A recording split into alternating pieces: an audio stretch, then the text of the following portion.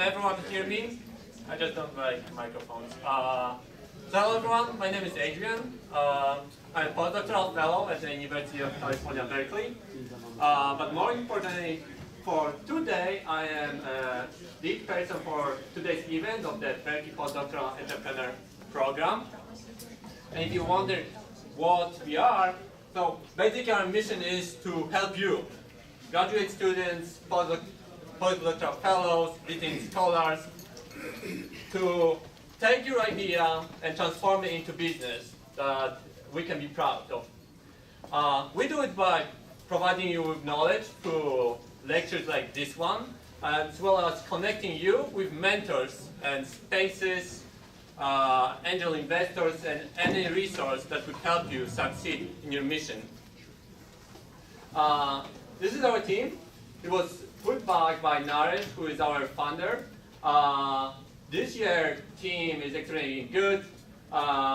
We have very diverse base. I would like to thank people that helped me put it together, Alex and Karin as a colleagues, and as well Hashem, Benson, Lei, Bo, Nifin, and Sad. Thank you for helping me organize it for today. These events are possible thanks to generous help of the Vice Chancellor for Research, Randy Katz, Director of BSPA, Andrew Green, as well as Skydeck and Baker Fellows Program that co-sponsor and help us organize it and provide space, like in case of Skydeck. That being said, I would like to ask Caroline Winnet, Executive Director of Skydeck, to briefly introduce you to the Skydeck and how it can help you. All right, thank you. Hi everybody, welcome to Skydeck. How many are here for the very first time here at Skydeck? Quite a bit of you. All right. So this is campus. This is campus space. We're off campus simply because downtown's a better location for the investors to come looking for the startups. But this is fully a campus program. We are actually a unit, Vice Chancellor for Research Office. What does that mean? That means we are really a unique place for startups. We are Berkeley. We leverage, connect with all of the resources at Berkeley, faculty, students, staff, especially students, and we're incredibly excited to be hosting the Berkeley Postdoc Entrepreneurship Program. There have been many startups at Skydeck that are founded or co-founded by postdocs. It's an incredibly rich set of talent. So I always have to ask, who here is thinking about doing a startup, is doing a startup already, or it's a gleam in your eye? And I hopefully, want to get those hands up? Yeah. Okay, a little wavering, that's fine. This is what this is for, is to look at this and see how interesting it is. I won't go into all the detail about what we do. There's a whole lot. Naresh knows everything, can answer all the questions, but basically, if you are super early stage startup, it's just basically a science project, we've got a place for you in our hot desk program. If you're launching the company, you want funding, we have a place for you in our accelerator track. If you're a later stage company, we've got it all. We have about 100 companies at any given time. So, I always love to answer questions, talk to students, talk to postdocs. I bet in this room is a great company somewhere in a brain somewhere, and we'd love to hear about it. So feel free to reach out and ask questions, and anytime. All right, thanks for coming. Thank you. We have also been from the Baker's Fellows Program, Lee Mirels. Could I ask you to just introduce Baker's Fellows to us?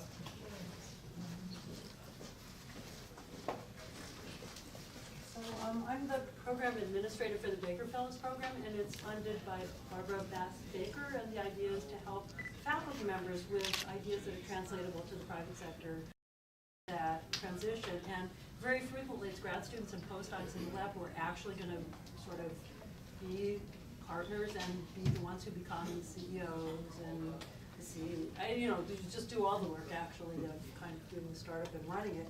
And so the Baker Fellows themselves are faculty members. Then we have a sort of a related program, the Baker Innovation Fellows, who are students and postdocs in the lab nominated by the Baker Fellows. And the idea is to help them do that sort of translation. And this program looks so good that the BPEP is partnered with, because why reinvent the wheel when it feels so good already?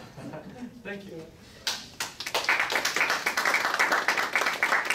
And last but not least, I would like to ask Naresh, our founder, to tell you a little bit about another of his ideas, Berkeley Science Fellows Program. Good evening. Good evening. Good evening. How many of you have a PhD here? Raise your hands. I think almost everybody has a PhD. So let your guard down. Don't feel insecure. Discuss ideas. This is a place we can talk freely about starting companies. Nobody's going to judge you. And I know that everybody might not want to start a company. They might want to test out the waters by working at a startup. But if you're a postdoc, how do you experience working at a startup? So this is a thought that came up over the past 5 years, and over the past 8 months, we've been experimenting with a small program called the Berkeley Science Fellows Program. What the program basically does is, we have 22 startups at Skydeck. They all need technical expertise and scientific expertise, and we have been pairing postdocs to work with startup companies on a part-time basis. There's no pay. It's a voluntary program. It's 4 to 5 hours a week. It doesn't take much time. It can be in the evenings and weekends. Basically, the idea is, you get that experience of talking to a startup, trying to see what happens at a startup, and you can get involved in a small project that will be designed for you guys based on your expertise. Okay? If this is of interest to you guys, please come see me after the talk, after the event. Don't go after the event. We have more beer. We found that when you put beer out, postdocs can drink and open up. Otherwise, we are pretty tight, I think. So it worked over the past 7 years. I'm sure it will work this year too. So we have plenty of beer afterwards. Please network. We have fantastic speakers. Talk to them. Talk to some of us are founders. I have my own startup company as well. They can share experiences. Welcome to Skydeck and Berkeley Postdoc Entrepreneurship Program.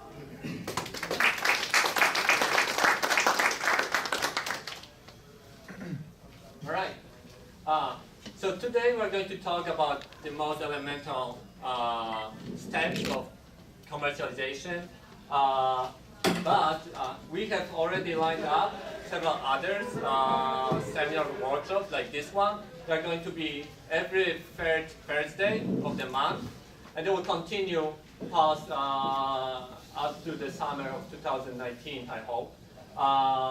The next, on September 20th, we are going to talk about pre-seed funding, how to secure money basically.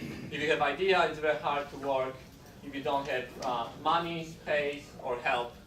So we'll try to provide you with information on that and what's available beyond what we're going to learn today. Okay. As Naresh said, if you have any questions, we are here to help you. Just go to our website, bpep.berkeley.edu, or just email us at bpep.ucb@gmail.com. Or try to reach us today. We have the networking hour just after this workshop. We are going to stay. Speakers hopefully will stay. We can network. Maybe we can learn about your ideas and how we can help you. Okay, let me introduce our guest for today. The main speaker is Mike Cohen. He's a director of innovation ecosystem development. He basically is responsible for funding the Skydeck as well. He co-sponsored several others important innovation incubator and other spaces, including Berkeley Startup Cluster, QB3 Innovation Center. As well, he helped bring over 100 different innovations to the market. We had 2 panelists, Tom Bussi and Lon Addison. Tom Bussi is a director at the Psychotron Road. It's a hard science fellowship program that can help you if you have hard science questions to bring your idea to the market. He is a serious entrepreneur. And he's going to talk about his experience as entrepreneur and also as a fellowship program director. And we have Lon Addison, who's also an entrepreneur and a professor. He has 25 years of extensive leadership in strategic planning. He served a number of roles from the United Nations through the Silicon Valley to the University of California, Berkeley. Please put your hands together for our speaker, Mike Cohen, who is going to talk us a little bit about what he's doing. Yes, please.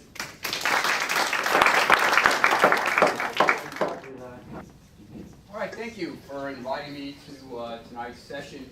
Here's what I'm going to talk about tonight. How to take your lab work to market by leveraging UC Berkeley's innovation ecosystem.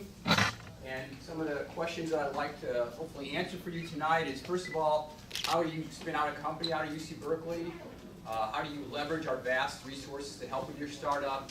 And what's the first thing you should do if you're trying to create a startup at UC Berkeley? Now, that's a trick question. Anyone have the answer? Okay, because there's not one thing you can do to start a company. It depends on all kinds of things: your technology, your market, the stage you're at, as well as people that are involved. And so with those goals in mind, here's the agenda I'd like to use. I'm going to start with a brief overview of our innovation and entrepreneurship ecosystem. And then I'm going to go into a little bit of detail. There's 5 big parts of the ecosystem. I'm going to go into a little detail on 2 of them related to intellectual property support, new product R&D support, product market fit, and the accelerator programs. And then I'll leave plenty of time for Q&A. And by the way, I encourage you to ask me questions during as well as after my session, as well as during the panel, because I want to make this a little interactive instead of monologue.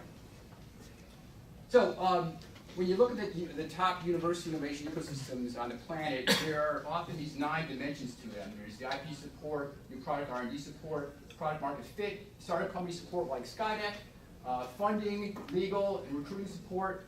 There's just general entrepreneurship support like BPEP. And then there's, of course, the academic programs that undergird everything. And here is a snapshot of the UC Berkeley innovation ecosystem. And there are about 40 boxes here. And you may be asking, why so diverse? Why do we need all these boxes? And the reason is that in contrast to other universities, UC Berkeley has extremely broad support of a range of technologies from software to biosciences, range of markets from consumer products to industrial, all kinds of stages from a startup that may be just coalescing to a later stage startup, all kinds of people. We have programs that deal, for example, with postdocs like this program here, the Baker program deals with professors, so there's all kinds of different people involved in our ecosystem. And then, of course, we have just this full, comprehensive set of resources end to end. And that's why it's such a diverse ecosystem. And then you may be asking yourself, how do you begin to take advantage of this vast innovation ecosystem? And what we set up for you is a website, begin.berkeley.edu. That's kind of a one place to go to really get a sense of everything at the campus. And there's also a concierge service. So if you have a specific question, you can ask through that, and we can kind of hold your hand and help you. There's also, we have a beta site now for this thing called pitch.berkeley.edu, which has all the startup pitches of the startups graduating from our accelerators to their demo days. It's kind of a fun thing to go to as well. So there are many ways to move through the ecosystem, and it depends, again, on so many parts of your company. Here's just one example. There's a couple different ways to characterize companies starting up in UC Berkeley. One is a Blastout. That's often a startup, maybe Lon is something like this, where you have a professor who's got a track record. They have a new startup, and they quickly get their maybe they become a Baker Fellow. They quickly get funding from maybe several funding sources, and then they maybe they use the Berkeley Career Center to hire people. But they don't need the Skydeck accelerators. They don't need a lot of the resources that we have because they're basically blasting out of the campus. And then on the other side of the continuum, there are these startups that kind of roll out. And so, for example, they're often grad students and postdocs, and they may work with our office on the IP that they're working on to get it patented. They may use all kinds of our facilities like the QB3 garage, the BNC, and our maker spaces. They may use, we have an NSS iCore program here that helps you do product customer validation. They may use more than one of our accelerators. Skydeck and maybe launch 2 different accelerators. They go to one of our SBRR workshops to get a grant from the U.S. government. Also, the Skydeck Fund might invest in them. They might use our law school. They have started at Berkeley Law to help with, say, incorporating your company, setting up the cap sheet, and doing all kinds of other legal things. We have a service called Bear Founders that helps you maybe find other key parts of your team. And then, of course, you may be using the BPEP to help just with camaraderie and just getting advice. So that's an example of a startup that's kind of using a lot of the resources in the ecosystem versus some that don't. We've studied over 50 innovations that have been commercialized at the campus and also at the National Lab, both success and failures. And we actually find there's 5 common patterns for how they move through our innovation ecosystem: morph, mine, milk, and marketed. It's kind of beyond the scope of this discussion here, but if you're curious, you can ask me questions or follow up in an email. I can explain those to you. We also have a paper on this as well. So now let's move to kind of the tutorial again. First, parts 1 and 2 of a 5-part tutorial. I'm going to focus on these top 4 areas, starting with IP support. The place on campus where if you want intellectual property support is called, the acronym is IPRA, for Office of Intellectual Property and Industry Research Alliances. It's comprised of 2 organizations, the Office of Technology Licensing and the Industry Alliances Office. And basically anything having to do with intellectual property, with research, with technology commercialization and company collaborations. Those 4 things and that confluence is what IPRA focuses on. And so in this discussion, let's focus now on this side here, which is basically inventions, licensing, patenting, and those things. Just to give you a feel for that. Types of intellectual property, and at the university, one of them, trade secrets, we don't deal with too much because the university is all about publishing and collaboration, so we don't have any trade secrets. And trademarks, likewise, we're not really a commercial business, but we do have some key trademarks like the UC Berkeley and the Cal logo there. Know-how. That know-how is something that's owned by the individual. So like as a postdoc or grad student, all the know-how that you have, you own. The university doesn't own that. But the place where the university gets more involved is in patentable inventions and copyrightable software. And so as postdocs and grad students and professors, typically when you come up with a patentable invention or copyrightable software, you'll disclose it to the Office of Technology Licensing, and they will work with you on deciding on who the inventors are, and that will lead to who the owners are. It could be the university, it could be other institutions as well. We'll look at how it was funded, the sponsorship. Sometimes the sponsorship has obligations, like for example, that company might have first rights to the intellectual property. We'll look at patent deadlines, for example, when you've been first enabling public disclosures. We'll look at the commercial potential, marketing, and then we'll decide on patenting and licensing strategy, all in collaboration with the co-inventors or co-authors. So it's not done just by us alone. It's a big collaboration, especially if you have a startup, and that's a big priority for us. This is a chart. By the way, all this stuff is online on our website, and I can also send you this presentation. But this is a chart of like the patenting process. I'll just point out a few things. First of all, when we get a lot of these invention disclosures, one of the first things we'll do is we'll just do a quick provisional patent application. It's relatively inexpensive, about $5,000. Then we have about 12 months to further evaluate the potential. Is there real tangible commercial potential here? And if there is, we'll start to do the non-provisional patenting and then maybe international patenting, and of course that can be very expensive. So moving from patenting to licensing, why does the university license technology? Our objective, tech transfer is what we're sometimes called, but that's kind of a misnomer. We're not about transferring technology. That's often done through publishing and consulting and students working and getting recruited. What we try to do is catalyze the commercialization of the technology by establishing relationships and agreements that get the technology commercialized fast and broadly for the benefit of society, to fund research education on the campus, and then also to reward the inventors and authors for their ingenuity. And you, as a postdoc or grad student, as a co-inventor, you can split 35% of all the licensing proceeds, which can be substantial if you were, say, the developer of CRISPR or something like that. Now, that's the university's perspective. From the company perspective, here's why, for example, your startup might want to license the technology. First and foremost, if in the ideal situation, the patent rights will allow you to create competitive barriers that will improve your business model so that you're more likely to get the funding you need to develop the technology. Also, we have a lot of startups that just want in their portfolio exclusive rights to patentable technology from UC Berkeley that kind of helps with raising money and things like that. And then there's a whole bunch of other reasons. But if you're on the top reasons, you tend to want an exclusive license. If you're down here, you're okay with a non-exclusive license. So then, in terms of licensing, if you look at licensing from two perspectives, the company's contractual commitment to the university and the de-risking to successfully commercialize the technology, a lot of this is all about managing risk. It's not about taking risk. A lot of people think startups are risk-taking. They're more about managing risk.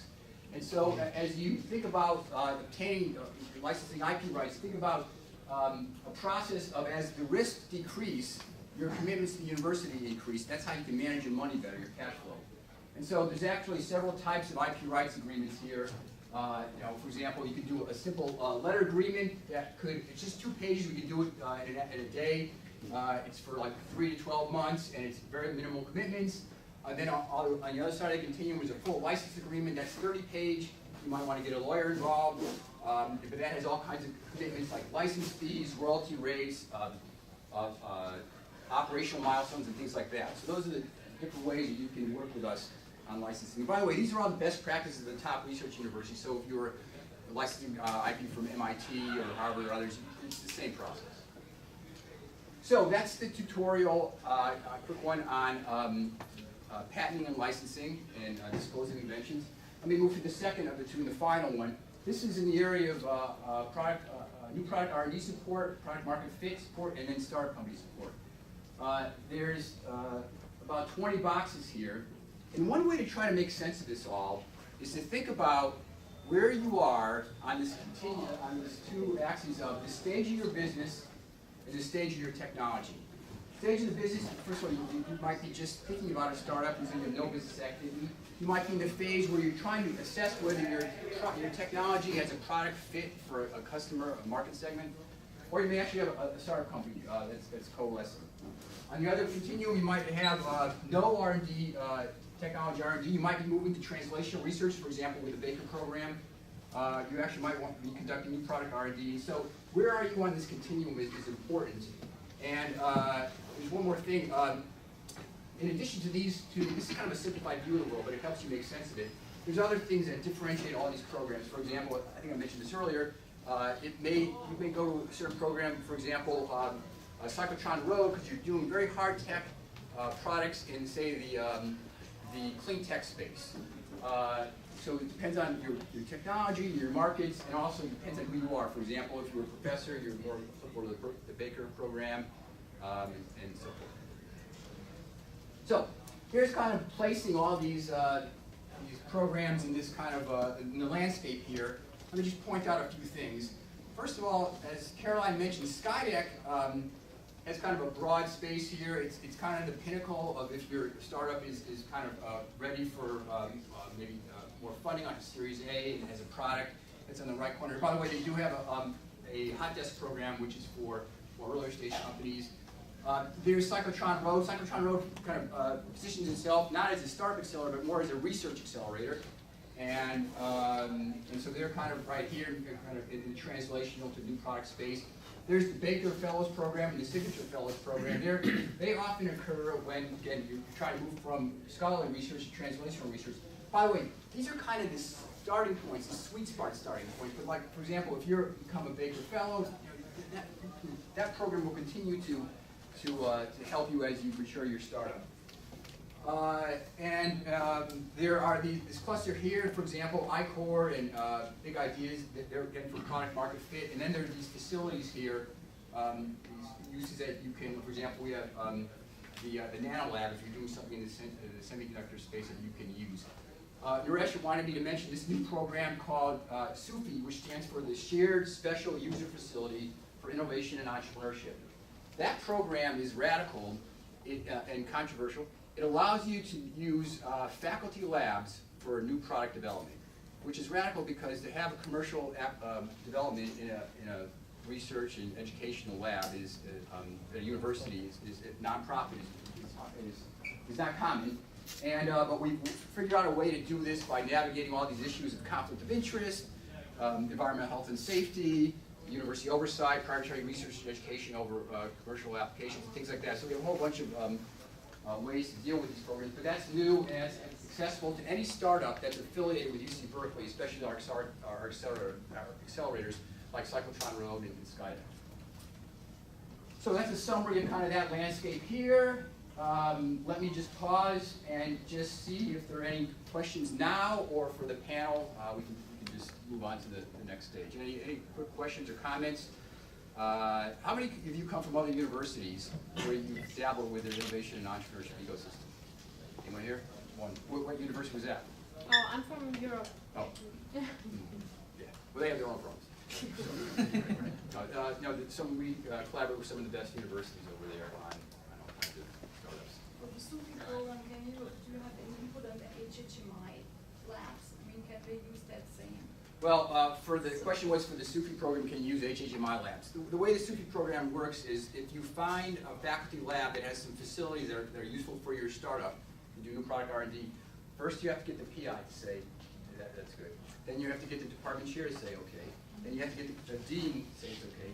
Then you have to get the conflict of interest committee to say it's okay. So you have to go through this process. We manage all that, but the point is it's possible as long as everyone's in agreement. And also you pay, you don't get it free. You have to pay what's called a fair market value fee for that service. Then we have special IP terms that allow the startup to have ownership of the resulting IP. So there's all kinds of nuances there. And it is a pilot program because it's kind of radical. It's a 2-year program we're working on. Any other comments or questions? I have a question about conflict of interests. So if so I'm a PhD student, so if I incorporate a company, startup, can I still work in my lab and just as before, or is there something to do? Right, so this is a question about conflict of interest. If you're a PhD student, you're an active PhD student, you want to create a startup, you've created a startup, and what is the conflict there between your PhD work and your startup work? Well, our first advice is to inform your PhD advisor and make sure they're aware of that. And what they have to do is comfortable with your time commitments, because normally most PhDs are full-time. And if they're comfortable with the time commitment, then in theory you cannot use the university's lab for your commercial work, your new product R&D. And so you have to separate that and do that elsewhere. And then once you finish your PhD program, you can potentially come back and use that lab under the SUFI agreement to do your new product R&D. And if you are that lab, then you're very familiar with it, you know all the training and the safety issues and things like that. So that's one common scenario of how to deal with that situation of your PhD student, who's also an entrepreneur. Any other thoughts or questions? So is there any services offered for pre-tested IP? So the question is there any services offered for pre-existing IP? So for example, let's say you came from another university, you've already done work there, maybe the university, or you either is patented or you did it individually. Can the university help you with that? We have enough IP to deal with, frankly, than helping people that own for IP that we don't own. But nonetheless, if you came to our office, you asked me a question, email, I could give you some advice and help, but we wouldn't be able to dedicate time to it like we would for intellectual property that the university owns.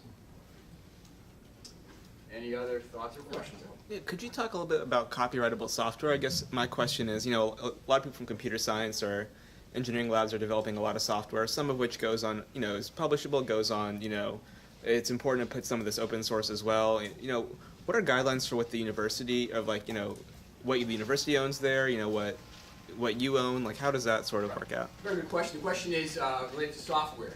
Copyrightable software is intellectual property like patentable inventions, and in theory, if you develop it at UC Berkeley, the university owns it. Berkeley has a long history with software, starting most famously with Unix and open sourcing software. So that's part of the university's culture. So what we often do is when you submit an invention, a software disclosure for some new software, we'll ask you, do the authors have a preference for how we license the software? And if the authors want to distribute it open source, then we almost always honor that. But if the authors say, no, we're open to creating revenue-generating licenses, then we'll pursue that as well. And the university has quite a history with software. I mentioned Unix. There's SPICE that's created the whole electronic computer automation design industry. There's RAID, which revolutionize the disk drive industry and so forth. So we have a lot of software coming out of the university. And that exemplifies kind of the breadth of our innovation ecosystem. So any other questions about software? All right, anything else before we move to the panel? No, okay, so I'll be staying a little later if you want to have a beer with me and asking other questions. But I think we're ready for the next segment. Yes. Let's have a round of applause, please.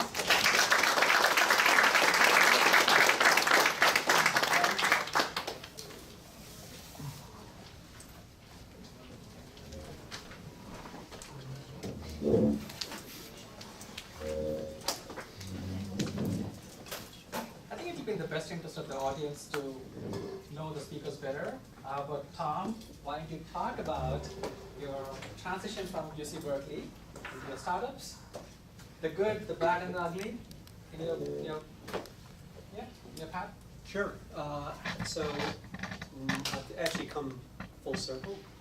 Here at Berkeley, I did my PhD here in chemistry approximately 300 years ago. And like many grad students, was pursuing an academic track, so looking for a professorship job. And so I postdoced, did the whole track, and I just was going nowhere. And couldn't get a job in a sort of academic setting that I was interested in. And as a kind of last resort, had to get a job somewhere, took a job at a startup company. And the kind of ecosystem of startup companies has changed a lot in the sort of last 25 years. But this was an unusual career path for a chemistry graduate at Berkeley at the time. But for me, it was actually transformative. This is kind of where I found my place. And I've spent the last 20 plus years now working exclusively in early stage startups in the chemical space here in the Bay Area. Starting as a kind of staff scientist and then kind of working my way up, transitioning to the business side, which included then stepping out and co-founding and running a company for the last 9 years, which I sold earlier this year. And sort of casting around for what I was going to do next, ran into this program called Psychotron Road, which is, I'll describe it in more detail after the panelists speak, which is essentially an entrepreneurial fellowship program here at Berkeley, based in the LBL. And it really brought together, for me anyway, the elements of my life, right, which was a technical PhD, who transitioned into a startup company, first as a technology guy and then secondary as a business guy. And so, yeah, now I'm back driving up the hill every day, just like I did back when I was a graduate student. Now actually working with early stage startup companies to help them commercialize their technologies. Great, thank you, Tom. I think the gist of the story is, even though he was a scientist, I think he struggled like a lot of us trying to get a faculty job. How many of you are trying to get a faculty job? Wise. This is good, so I think he transitioned out. One of the reasons we started BPEP was, everybody was getting stuck in the lab for trying to find a faculty job, and we thought like there's other ways of like taking that research to the market, and startups could be a way. So I think we'll get more into your stories a little later. Lon, how about yourself? Please give your background. Thought I'd give you a couple of slides to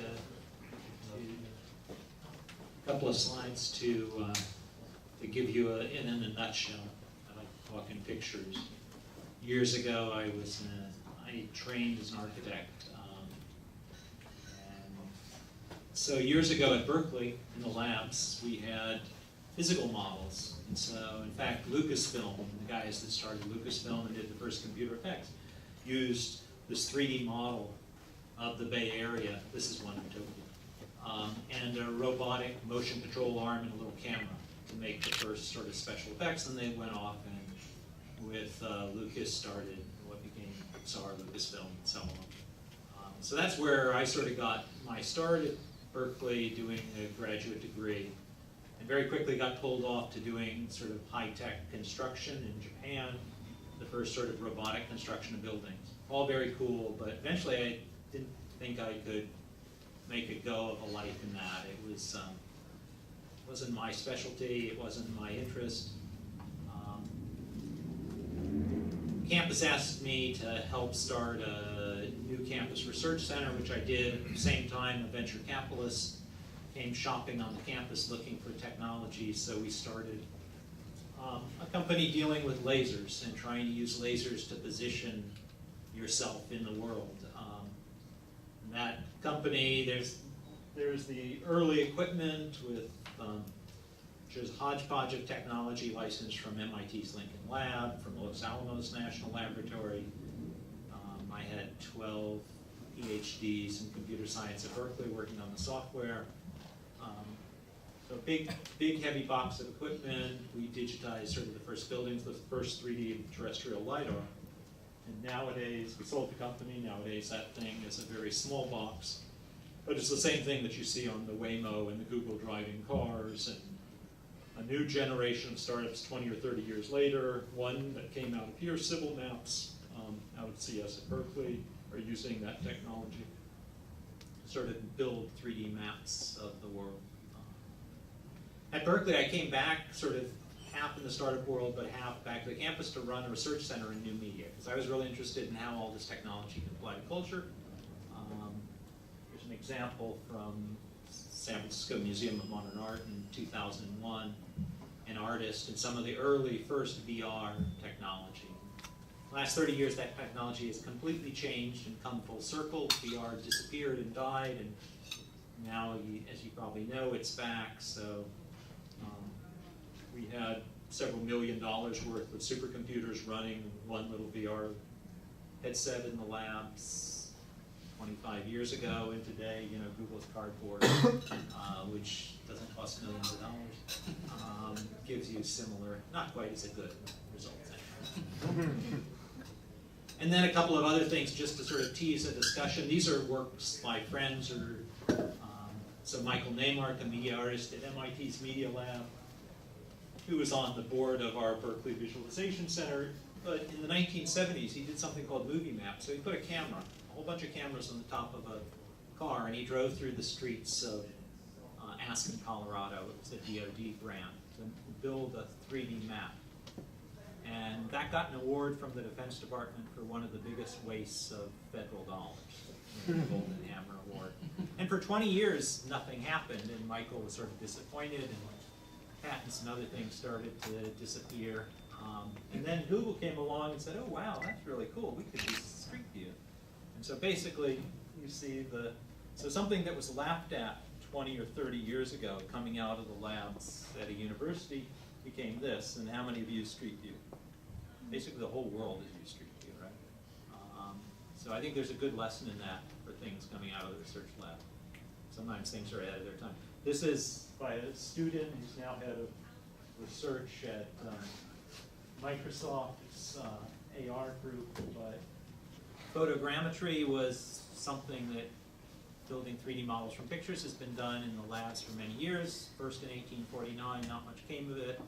Then in the 70s and 80s, people were using huge workstations, and Mark Polyphes, who did his doctorate at Leuven, where I occasionally teach as an adjunct, built software that now can take any photos on the internet and assemble them and build a 3D model of anything from just tourist photos. So there's a model of the Colosseum, a photometrically accurate model of the Colosseum.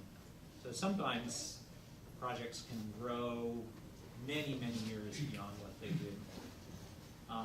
So me today, I, like the rest of the panelists, I was at Berkeley, I left, I had a life in the UN for many years. Now I'm back, I advise various startups here, two that I thought might be interesting in this vein. This one came out of Skydeck, and this one's got a new sort of software design software that's coming up and has me and other Berkeley-related folks on this board. That's my UN life, you don't need to know about that. If anyone's interested in any of this and technology applied to culture, I'm doing a big conference this fall and looking for interns and other people to come and volunteer. but dealing with this technology not for self-driving cars, which is one application, but for culture and museums and artifacts and saving things about the world. So that's sort of me in a nutshell. I have many interests, pretty diverse, but maybe that'll spark some discussion. I thought maybe I would just add briefly my history, because a lot of this is about career paths, and I have a slightly different career path than my two co-panelists here. And one of my points I want to emphasize is working in a larger company in product management. So I started at Sun Microsystems when it was a fast-growing company as a product manager for one of their workstations. And when you're a product manager, you basically own that product's P&L from conception through development, launch, and then life cycle. And that's kind of like running a company in a small way, a single product company. And then from Sun, I went to MIPS Computers and ran a product line, product management for a whole product line, and then SGI. But I basically went from larger company to smaller and smaller company, and I did two startups. One that was recently acquired in October by OpenGov in Redwood City. So consider that career path as well as you, instead of just coming out of university and doing your startup, there's trade-offs in each of those career paths.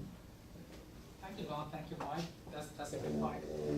I think it's a good transition to ask a question to Lon, maybe, because you talked about some technologies, the VR and the 3D mapping and so on. These are all very futuristic. I think a lot of the scientists actually in the room do work on such technologies. What is the advice you have for them? Should they go take up a path that Mike just mentioned, go work for a big company and wait till your turn comes to work with a startup company? So what do they do? It's a very different world today than it was several decades ago. Several decades ago, there weren't startups, there weren't accelerators. You basically wrote your business plan, you did it on your own. You went and knocked on the door of Jim Clark at SGI and got him to give you little bits and pieces, as he did for me years ago. And I think today, I see lots of people come to me with really interesting projects and ideas. And I think there are a lot of great ideas, but there's a lot of sloppiness in a lot of the proposals and ideas I see. So with that 3D mapping technology, we spent 6 months writing a business plan and refining it. And it wasn't a 2-page business plan, it was a 50-page business plan. We thought through every scenario. We thought through where all the money would come from. We thought through if there wasn't going to be any investors, how we would make money and keep it going. And today, people come to me with great ideas, but they come with this 2-page sort of business plan, and it's hard to take it seriously. They haven't thought through all the scenarios of what's going to happen. So I think that's one thing. If you want investors and entrepreneurs and partners to take you seriously, I think you have to do some serious planning when you're thinking about your idea. So that's one lesson. The other thing is, and that's why I showed Michael Neymark's slide, for example, there are a lot of great ideas, and just because somebody says it's no good or it doesn't work today doesn't mean that it's no good or it doesn't work today. Some of the best ones are sort of laughed out of the room by the traditional accelerator or investor or whatever, and they have a lot of merit. Maybe the timing isn't right, or so. Did I answer? I don't know. Yeah, sure. Well, yeah, so Juan, an interesting point about sloppiness. I wonder if that has something to do with one big difference between the startup culture a decade ago or the previous century and now is this notion of failing fast and pivoting versus having a lot of perseverance to stick with a plan and really build it out. And so that trade-off between pivoting and hanging in there is sometimes a tough call for entrepreneurs.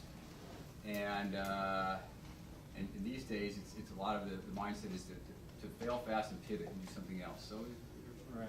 Yeah, their values. And I pick up this theme slightly differently, the theme of sloppiness. And I'm going to use this to shamelessly promote Psychotron Road. Sure. Excuse me for that. Because I think myself, when I came out of Berkeley, probably a lot of you, you're very technically proficient, savvy, getting a PhD, a postdoc in hard science or education or, you know, some other highly technical skill set. You know, but technology is not a business. And there are a lot of other elements to a business than simply the core technology that enables it. And there isn't, even though we're all super smart, none of us are born with knowledge on how to create a business from a technology. And nor is there a particularly, I don't know, facile path to do that. So, shameless promotion time. Psychotron Road is essentially trying to create that ecosystem that takes technology entrepreneurs with an idea or a technology platform with a very sloppy idea about what it could be useful for, right? Or what market it might be best suited for, et cetera. And it's structured, I think, unlike a lot of other programs, it's really structured as a fellowship program, meaning it's a 2-year program. You actually get paid to be in the program. You have a stipend, which includes, you know, enough money to live in the Bay Area and healthcare benefits, which gives you the time and the space. You don't have to wait tables. You don't have to postdoc. You can focus on building your business. That's sort of one pillar. The second pillar is, of course, access to the physical infrastructure of Lawrence Berkeley Labs and UCB, either through a CRADA mechanism or through a SEPA on the campus, which allows you to maintain control of your intellectual property while leveraging the $1 billion worth of, you know, physical assets of the lab and the campus. And then the third is, you know, a team of professionals who have been down this road, like myself, who can help you not only develop your technology, but more importantly, develop your market, your business plan, your financing plan, you know, et cetera, et cetera. So the kind of holistic approach to building a business from the technology. I think there are elements of that in all of these programs. Skydeck does the same thing. Citrus Foundries does the same thing, right? We're all trying to accomplish the same thing. I think we're focusing on slightly different subsets. We're really focused on hard technology, which doesn't really have a home elsewhere and actually needs more time and more space and I think more nurturing, you know, to actually get to a viable business plan. But there is and I would agree, 25 years ago, none of this stuff existed. I mean, the idea that you had 2 choices as a chemist, 3, okay. As a leaving PhD, you could become a professor. You could go into industry, which was like, I'd rather hang myself than work for, you know, Dow Chemical. Or you could maybe work at a national lab, right? This idea that there was a startup company doing super cool shit, cutting edge technology, and, you know, like actually energized and working together, that didn't exist, right? So, you know, you guys are living in a blessed time, right, where this is a 4th option that didn't exist, you know, historically. And I absolutely encourage all of you to take advantage of that. I can tell you that when we started to come up with ideas like Skydeck about 7 years ago, most people at universities said these startup accelerators, they shouldn't be done and they can't be done. Universities shouldn't be involved in commercial development, and even if you wanted to do it, you couldn't legally do it. So yeah, it's radical in just in the last 5 years. But one point that I want to pick up that Tom was kind of alluding to was this notion of between great research and a great product. You know, I see a lot of research on campus and a lot of invention and software disclosures, and some of it comes from really exciting research, but that doesn't mean that it's a great product. You know, I'll give you one example. About 10 years ago, a group of scientists on campus came up with, they discovered how animals like geckos walk on all kinds of surfaces. And they actually learned that it's kind of van der Waals forces. So it's kind of a stickiness, but it's dry. And so they reproduced that kind of mechanism, and we created a whole portfolio of patents because we thought we were going to revolutionize the glue in the tape world with this new gecko technology, we called it. So first we tried to get a startup to work on it. They weren't that interested. Then we got 3M to take a look at it and maybe license it briefly. But then the conclusion was, you know what? Tape is really good. It's the curse of the good enough. Yeah, and it's really expensive. A huge curse, yeah. It's good enough, it's really inexpensive, it's climbed this huge manufacturing curve. So you have to be a lot better than tape to be able to compete with it. And so now that hundreds of thousands of dollars in portfolio and intellectual property is still out there if anyone wants to make a go of it. But that's an example of great research that that is not necessarily a great product for a company. That's a good point. I think, in terms of putting things in timeline, I was a postdoc from 2010 to 13. These did not exist. If I wanted to start a company, I was going to UCSF for workshops. And then starting BPEP was a huge, big deal. They said, you're a postdoc, go do your research. Why do you need entrepreneurship? Again, I think we are blessed to have all these resources. So I'll shift the gears to more basic level. I think everybody is a scientist here, mostly grad students and postdocs. One thing that comes up again and again is like, I have an idea, who do I talk to? Most of them are scared that they'll steal the idea. What should they do? That is number one. There's a part two to this one. What is the first thing they should be doing in terms of like, is it IP or is it a market or what is one thing if you have to work on before you start that company full time? Well, maybe Mike, you I'll can start. start that. Kind of as I showed in that ecosystem landscape, sorry, but there's not just one thing you should do. You have to move a few balls forward kind of simultaneously. Like, for example, if you have a great innovation out of your lab, you should submit an invention disclosure so we can start to evaluate that and maybe patent it. You may also then want to engage in one of our programs that allows you to kind of assess whether that product has commercial potential. We have these programs called Clean Tech to Market, which it's out of the business school. It's a group of a variety of students that will take your technology and kind of do market evaluation. And there's several other programs like that, including Lean Launchpad and the iCore program. So it's another ball you got to be moving forward. And then the third is you might start to think about your, maybe a co-founder in your team. So there's two types of models for that. There's one model where you are the postdoc or PhD, you are the inventor, and that you're now going to all these programs to try to become savvy with business and startups. So you're kind of the Uber person for both the technology and kind of the ramping up the business. The other model is where you find a co-founder that complements you. And so, for example, you might be the lead on the technology, but you find like an MBA student who maybe knows a little bit about your discipline, but it also knows the business side. And together, you're rolling out the company. So, but in summary, there's not just one thing you do. You have to move forward on several different fronts. And by the way, that's also useful because if you go too far on one front, let's just say you go way far on the patenting and licensing, but the product is not a good fit, you've kind of wasted some of your time. So that's why it's kind of good to keep all these things moving forward in parallel rather than serial. I could reiterate that, I guess, in a couple of ways. I've done many startups. Some did well, some didn't. More often than not, if they didn't succeed, it was an issue of the team. One I started and I rented the top floor of the Y on the side of campus. I don't know if it's still there, opposite the women's pool.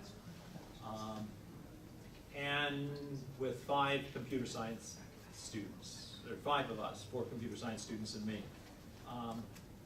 And pretty quickly I realized that the team wasn't a good fit. So I sold the company pretty quickly off to Broad Vision and walked away, and they floundered. But I think the team is really crucial, and sometimes that's forgotten. People are very smart at Berkeley. They're very focused on their degree and their work. And they just sort of think, I can pick an MBA student or a computer science student or a mechanical engineering student and make this work. And it's like anything in life. You need to really get to know the people and make sure that everyone has the same vision. And sometimes in startups you quickly learn once you get your first, which is where, for example, that one went south. I got a huge chunk of money and then everybody started running and fighting in different directions. And I realized there was no hope, so it was easier to walk away than that's one lesson. Another lesson is maybe sort of contradictory to some of this, but do you patent? Do you spend all the time to do all of that? Somebody very powerful in the UN once told me that it was better to run faster than the competition than to try and compete with them. And I think that's sort of wise. Sometimes in a lot of these areas, you could spend a year working on all of your rights and everything and get everything squared away. A big player is going to find a way around it anyhow. So you've been better spending that year running a mile ahead of them and going a little faster. So you know, that's contradictory to doing things thoroughly and neatly. That's sort of fast and sloppy. And sometimes there's advantage in that too. All depends.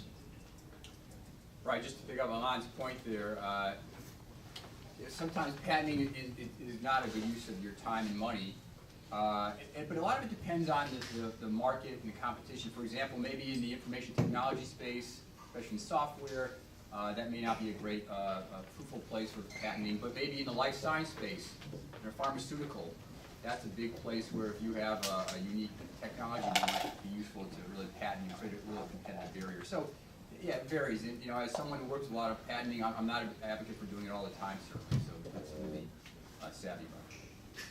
And I'll pile on and make the general observation, and this is certainly true in my time at Psychotron Road, is that scientists tend to be paranoid about sharing their secret sauce, right? And they feel like they're going to get, I think this comes from the kind of academic culture of getting scooped on papers or something, right? Being first published being the most critical, you know, metric against which you're measured. And I would say if your idea is so vulnerable that a conversation with some other person completely imperils your ability to execute on this business, then it's probably not a very good idea, right?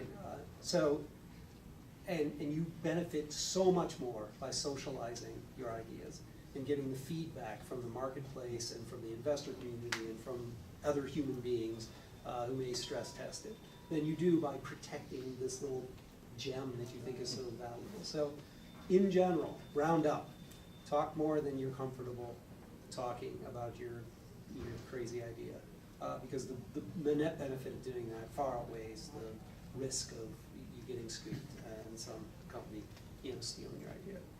General advice. In general, execution is really more important to your success, or equally important than just the concept. So, great execution is something you should focus on. Okay, how about we open up some questions to the audience and then we can pick up this conversation again? Questions?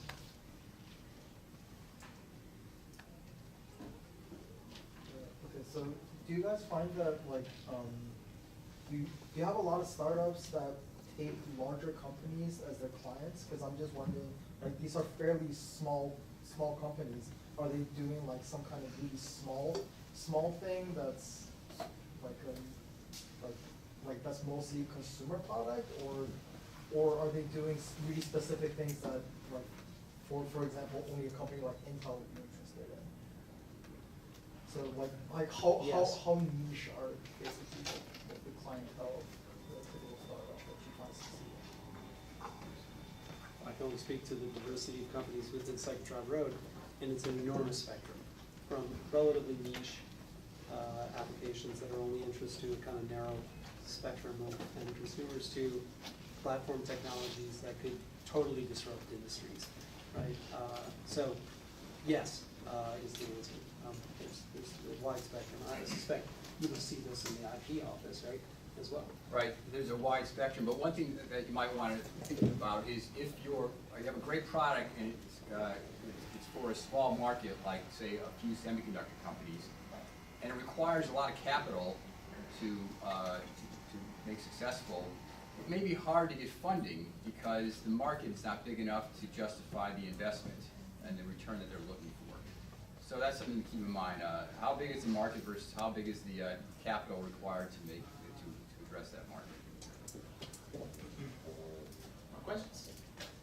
These companies being started by postdocs, what percentage of the time are the postdocs beginning in the company and then keeping working on their postdoc? And what percentage are they quitting their postdoc to take on their startup? Well, most of them are trying to tie their postdoc career in a nice bow before they move on. And that can be at different times, but it varies. And in fact, because one of the things it varies on is how much money you need to live, and how much money can you get, after your postdoc. So yeah, this is actually a challenge that a lot of people are going through. It's a very good question because of that. And sometimes the transition will overlap because they need the postdoc salary, and they're doing the startup kind of on the side and ramping it up. And of course, they're not doing it in the lab at the same time because that would be awkward and inappropriate. But that's the challenge there. So one more thing I would just add is that that's why SBR and STTR grants are becoming more and more popular. If you can get one of those government grants for your startup, then that can really help with the transition. And we have workshops now for both NSF and NIH, SBR, STTR, so that will help you with your proposal. But that's a key factor. So within the hard sciences, I can kind of contrast Citrus Foundries, which is really located at UC Berkeley, and it's really designed around leveraging the core facilities within the university. And there, they don't provide a fellowship, and you have to eat, right? And so I think largely there, they leverage postdocs. Usually it's an academic founding a company, and they have one or more postdoc who's essentially a postdoc, but they're really running the company, right? And that's the kind of Citrus Foundry model down on the campus. And then the contrast is Fellowship Road, Psychotron Road, which provides a fellowship where you can finish your postdoc, now you're working full-time essentially on your company. If you don't have a source of money, I think it's really tough. I mean, unless you're, certainly in the hard sciences, maybe in your grandma's basement you can, do a dating app, but, you're not going to develop the next generation semiconductor, lithography, unless you've got access to either capital or infrastructure. So it's highly dependent on what you're doing as to whether you can, do it on the cheap or do it while you're postdocing. One piece of advice I give for want to be entrepreneurs is like, I'm an entrepreneur, so make sure you have a good spouse who's going to support you. Marry well. That is absolutely the first role of being an entrepreneur. If your spouse, if you're going to be married, he or she is not supportive of this idea, drop it and run. And make sure they're either a doctor or a lawyer or maybe a Wall Street investor. Those are really at least to run the house. At least to bring some food to your table, pay the rents. I think you should take consider that. Because programs like Citrus Foundry and Skydeck are fantastic because they give you some seed money to build your prototype and go to the next stage. But somebody like Psychotron Road, they give a nice salary for you for 2 years. That's a very simple program. So think of all the options, but spousal support is a must. I've seen families break apart. So. Well, it's interesting. Spousal relationships and founding team relationships. Juan mentioned there's a lot of similarities that when success and failure, and unfortunately, we see a lot of founding teams come together. And be surprised how often it doesn't work out well. It ends in divorce. Right, and it ends in divorce. And so that's another thing you might want to be a little sensitive to is when do you establish the equity cap table for your company? And how do you establish that? Because if you have this team and it starts to break apart, you may have people walking away with a lot of equity in your company. If you need, for example, set up the equity so that it's vest over time and has a step function so that basically you can be engaged to your founding team before you marry them. And that's I encourage that. Great. Any more questions? Yes, I think I have a specific question about Psychotron Road. Do you have any software-related startups, or is it all hard science? So the general philosophy of Psychotron Road is kind of born from trying to address the gaps in the existing kind of financing and incubation ecosystem. Generally, we believe that software has a home already called silicon. It's called venture capital, right? So that's really not our mission to finance companies that we believe can find financing elsewhere. It's really we're the orphan, stepchild, impossible dream people that is really our sweet spot. Now, that having been said, I would not discourage you from applying, and you know, we can stress test that assumption. Questions? Sure. So from having an idea to, and also maybe like a little bit of a working product, then who are the people to talk to, like people diving really into this to see whether this would be something that people would be interested in or like make sense, like the gecko tape you were talking about. I mean, it's a good thing, but then it makes sense. So in this set of blocks that you showed, like who would be like the first people to talk to? Well, one very easy thing to do is not maybe having a single conversation, but enrolling in the I-Core program here.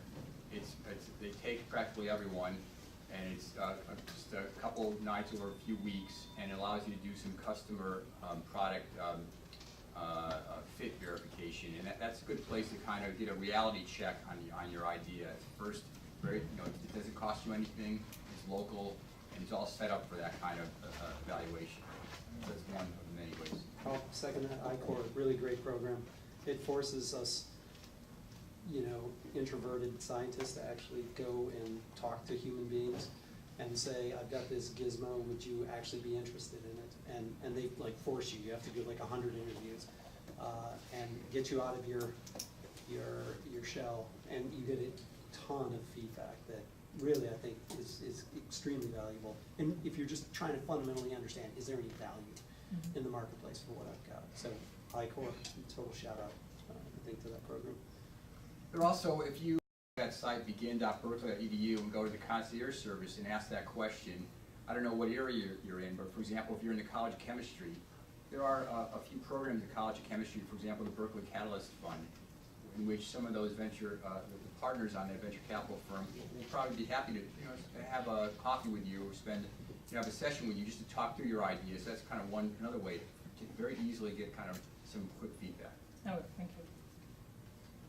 And we have the Berkeley Postdoc Entrepreneurship Program. It's a small group of postdocs people, and if you can connect you to people like Mike and Tom and Lon, so you can have those personal meetings and take it to the next step.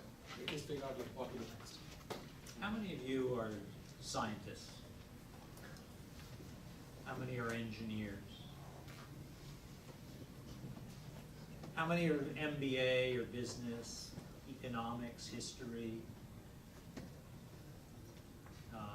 literature, arts?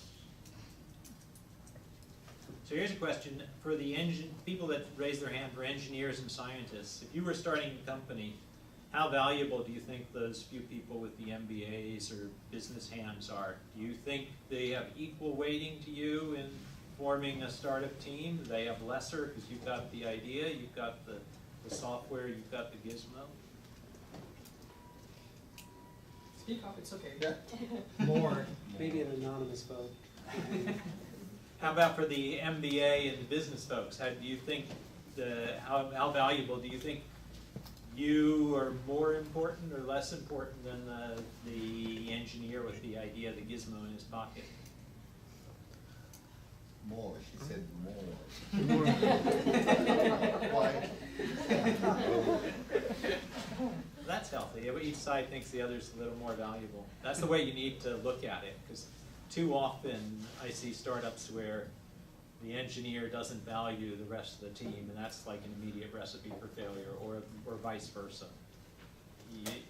Neither side in today's environment. Maybe in the old days you could, and there was enough time that an engineer could learn to be a CEO and sort of do a side degree in economics and business, but nowadays with the speed of things, you need a bunch of different skill sets, and if you don't value that the other person in your marriage from the outset, your marriage isn't going to go very far. And I'm going to add to that my experience at Psychotron Road, where you get solo founders coming in alone, trying to wear all the hats of starting the company, and those who come in, often it's a business-oriented and a technical-oriented person, and there is a quick separation in terms of the trajectories of those two phenotypes, where the solo founder really struggles for all the reasons that you point out. So if you're a technical person, I would strongly encourage you to go to entrepreneur.com or whatever they did. We need like a match.com for entrepreneurs. You know, to find your your soulmate in your company, because it is very, very, very / impossible to do this alone. And so, and if you can find someone who shares your passion and who has complementary skills, I think your chances of success are vastly higher. This issue of finding co-founders or early people on your team is actually a tough problem. And at UC Berkeley, we have a startup actually called bearfounders.com, that is trying to be a matchmaking service for. I asked for it and it's here. The issue is, you know, it's kind of in. It's not easy to do. There's almost like two markets for that kind of thing. There's the professional, the seasoned management, and then there's the people just coming out of the university. And professional management is probably not going to use bearfounder.com or any comparable service. And so you might get people that are enthusiastic, but they may not be the most experienced. So, you know, it is a big challenge finding people. You know, one of the things I like is we have a lot of poster sessions at the university. And there, you can be there with you in front of your technology, and people are just kind of walking around talking to you. That's a great place to kind of meet people. So it's not just rounding in motion. People are actually coming and seeing what you're doing and may stay because they're interested. So I call them yet another poster session. I have a lot of them. We did something like that with BPEP. We categorized them into biotech, clean tech, software, and so on. And then we sent out those ideas, a brief like 1 or 2 liners to the Hospital of Business and the law school folks. We had like a couple of get-togethers like that. We at least know of 2 startups that are funded right now are doing really well. You know, we can have those kinds of events. If you have ideas, we can talk more. And again, this is your organization. You know, eventually we want you guys to come. We want to have 4 to 5 companies coming out of BPEP every year, if possible. We have 3,000 postdocs on campus. I think there's the largest number of postdocs in the US. Okay, so we can do wonders. Because Mike is here, one question that comes out of everybody's research if they want to start a company is, intellectual property, the patents. Where does the university stand? Where do you stand? Where do you run to get the patent? And how do you license that process? If you can briefly go over that process. Well, I did highlight a little bit in the presentation. Again, you submit invention disclosures or software disclosures. We work with you collaboratively to decide on how we want to manage that. And then the key thing is when you want to do an IP rights agreement with us, there are all kinds of flavors so that you don't have to commit usually to university. You can start with a short-term IP rights letter agreement for 6 to 12 months, which is a small commitment while you're evaluating the technology. And that's the key, to kind of have this iterative process with us. And by the way, we want to make that, it's not an adversarial relationship between you and the university. We want you to be successful. We want you to be a showcase and a role model for UC Berkeley's process here. So we try to make it not only very friendly, but also very low cost and low time. So actually, working with the university on patent and licensing should be the easiest thing that you have to do. The harder things are finding other teammates, developing the product, talking to customers, getting funding. Those are the big challenges. Working with us is the easy part. Any last questions? Yeah, just one question. So let's say you do have a patent, but maybe you're not super interested in investing all your energy in building a startup on that. Is there any option that we just, or like any platform where you can present that patent and maybe some MBA students also try to find licensees and use it as their exercise, and also maybe there's some kind of synergy? Right, so you're describing, I did briefly show these 5 common patterns for commercializing university technology: morph, mine, milk, marketed, and migrated. And the second that I mentioned, mine, is what you're describing. That happens when you come up with an invention. We'll maybe do a provisional patent. We'll market it. We'll put it on the web so people can find it through searches. And we'll also, when companies and investors come in that might have a fit for it, we'll tell them about it. But often, entrepreneurs on the campus, most notably MBA students, are scouring the campus for technologies that they might want to use in their classes or to actually start companies.